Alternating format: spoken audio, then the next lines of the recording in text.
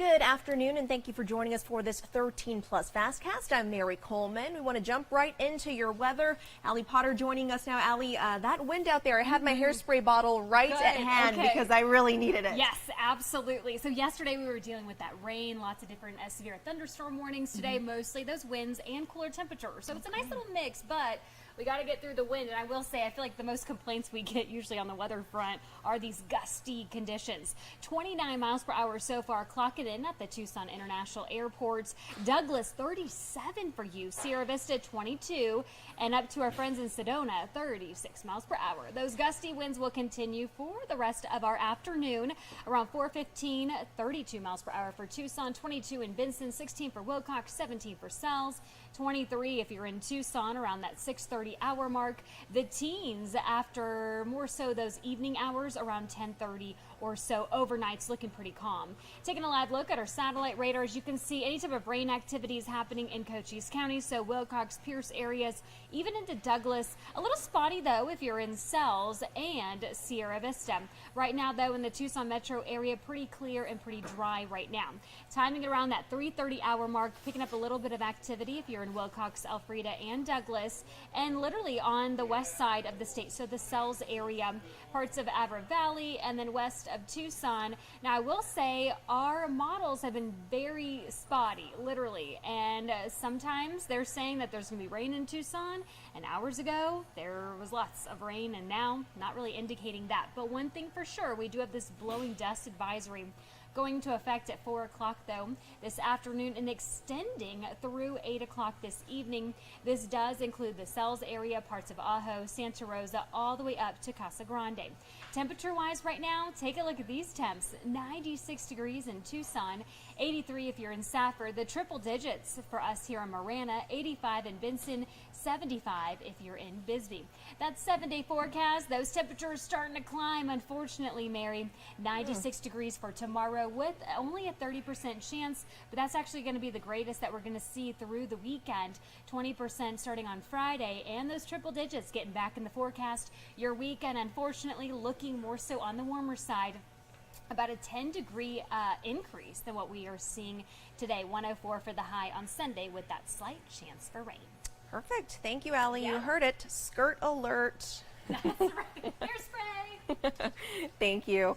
And on to your news now, to a developing story we are following from Russia. A private jet crashed today and killed all 10 people on board. One of the people on the passenger list was mercenary chief Yevgeny Prigozhin. Now, a Russian news agency says he was indeed on the plane. Prigozhin's military force staged a brief armed operation against Russia's leadership. The Kremlin at the time said he would be exiled to Belarus. Well, it is debate day for Republican candidates running for president in 2024. As we know, former President Donald Trump will not be in attendance, but tonight's event will be the first big chance for for 8 other candidates to make their case on a national stage. Gloria Pasmino has the very latest for you. It's on in Milwaukee. Republican presidential hopefuls taking the national stage without the party's frontrunner, former President Donald Trump. The truth is, many people in this country didn't even know who I was 6 months ago, so this is a good opportunity for me to introduce myself to the country.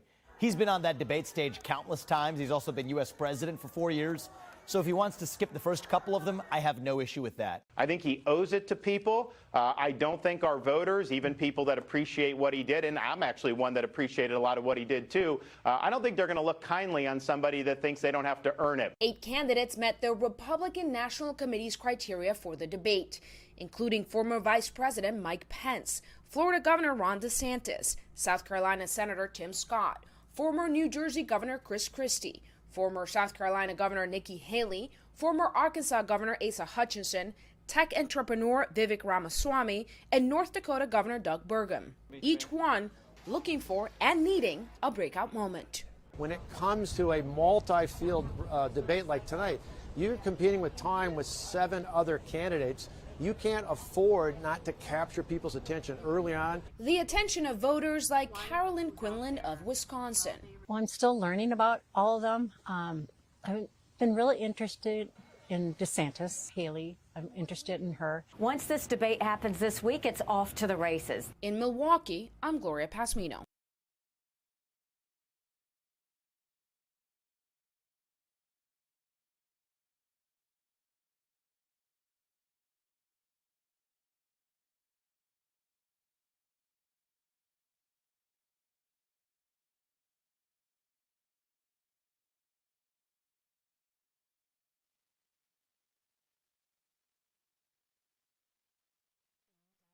Reached. This shows him walking inside to be booked. Giuliani is among the 19 people, which includes the former president, charged with election fraud in Georgia.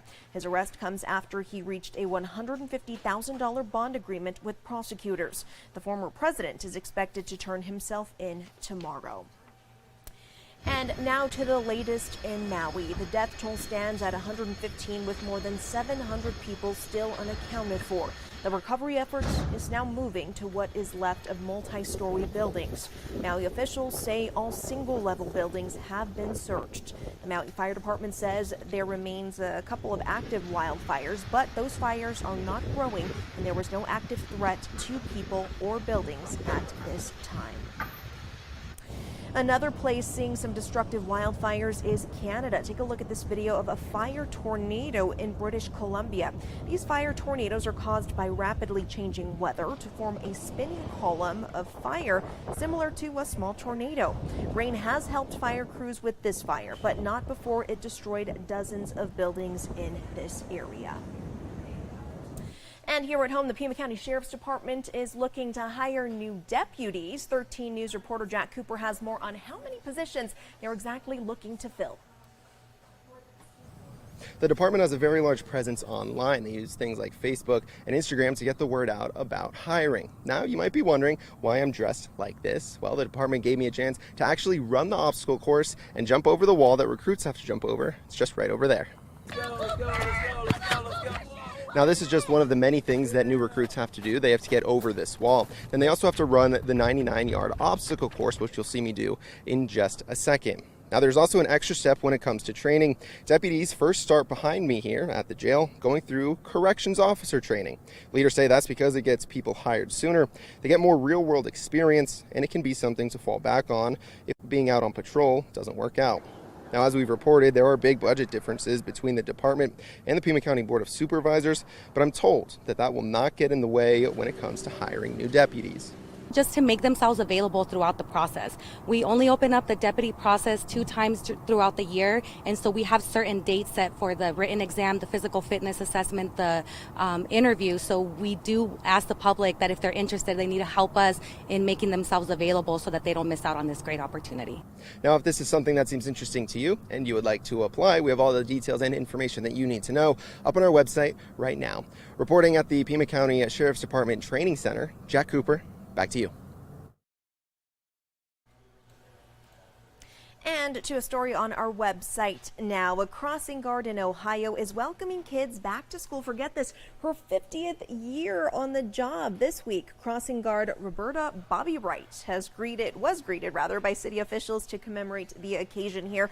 The police department shared a post congratulating Wright on starting her 50th year of service in the Fairview Park community. She will once again be working at the intersection of West 220th Street and Alexander Road near the Giles Sweet Elementary School there.